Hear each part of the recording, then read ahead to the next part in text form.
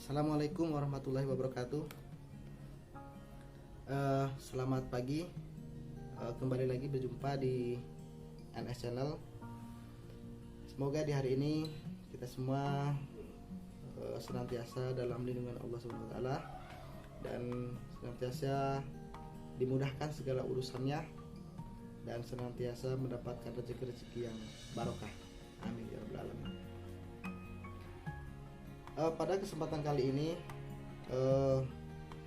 saya akan coba membahas beberapa terkait tentang tabung gas, kemudian regulator serta kompor gas yang berada di rumah tangga kita.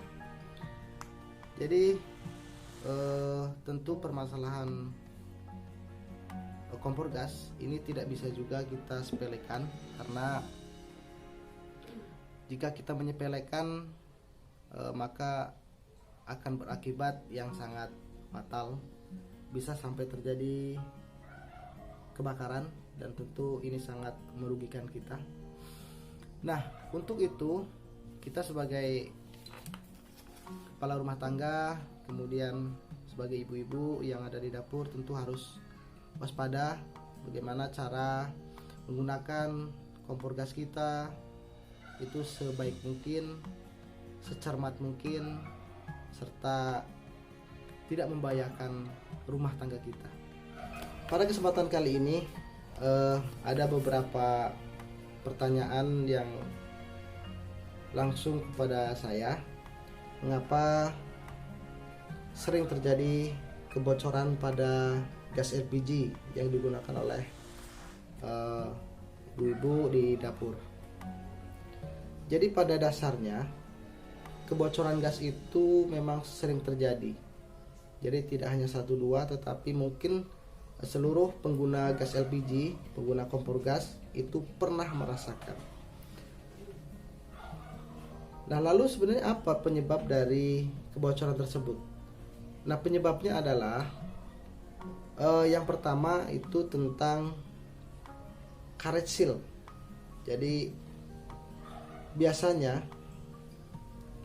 tabung gas yang kita beli di warung itu, karet seal yang ada di dalam tabung gas itu banyak permasalahan.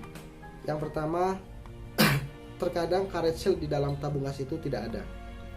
Yang kedua, karet seal di tabung gas kita itu sudah tidak elastis. Kemudian yang ketiga, karet seal di tabung gas kita itu sudah mulai aus. Jadi pastikan ketika ada kebocoran gas pada tabung kita, maka yang pertama harus kita cermati adalah apakah karet seal pada tabung gas kita itu ada. Ketika itu sudah kita pastikan ada, maka kita harus pastikan juga kondisi karet seal tersebut, apakah masih bagus atau sudah tidak elastis lagi, bahkan sudah aus. Maka ketika ini terjadi, segera ganti karet seal yang ada di tabung gas kita itu dengan yang baru. Itu yang pertama. Ketika kebocoran gas di tabung gas kita itu terjadi. Kemudian terkadang kebocoran gas itu terjadi karena faktor dari regulator yang kita gunakan itu sudah aus. Yang saya maksud aus adalah bagian lubang regulator yang masuk ke dalam kepala dari tabung gas kita itu sudah aus.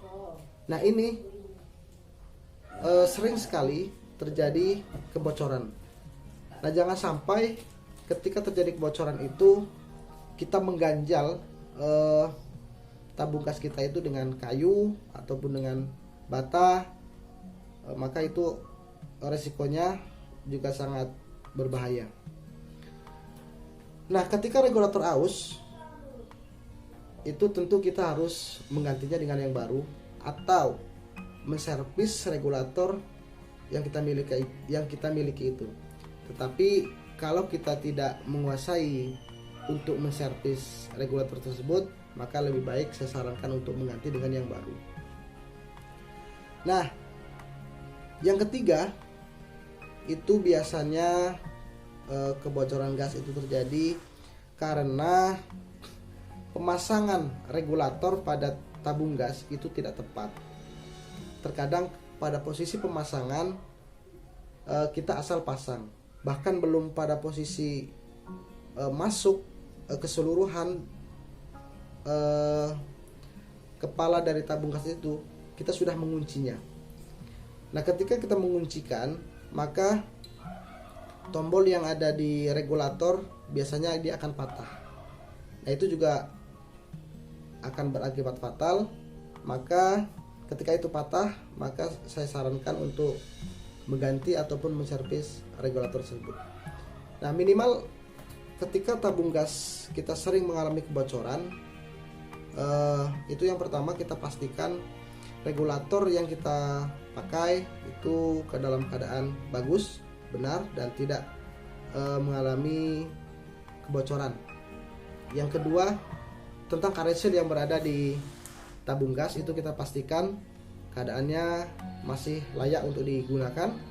Dan yang ketiga, pemasangan regulator pada tabung gas itu terpasang dengan sempurna. Insya Allah jika ketiga langkah ini sudah kita lakukan dan kita sudah pastikan keadaannya bagus, maka kebocoran gas itu tidak terjadi lagi. Itu untuk jawaban saya kepada teman-teman yang sudah memberikan komentar atau memberikan pertanyaan kepada saya tentang kebocoran gas. Semoga rumah tangga kita terhindar dari bahaya kebakaran yang selalu mengintai kita, dengan selalu berhati-hati, waspada, dan jangan panik ketika menghadapi permasalahan-permasalahan yang ada di dapur kita. Terima kasih kepada sahabat-sahabat. Sekiranya video ini bermanfaat, silahkan untuk di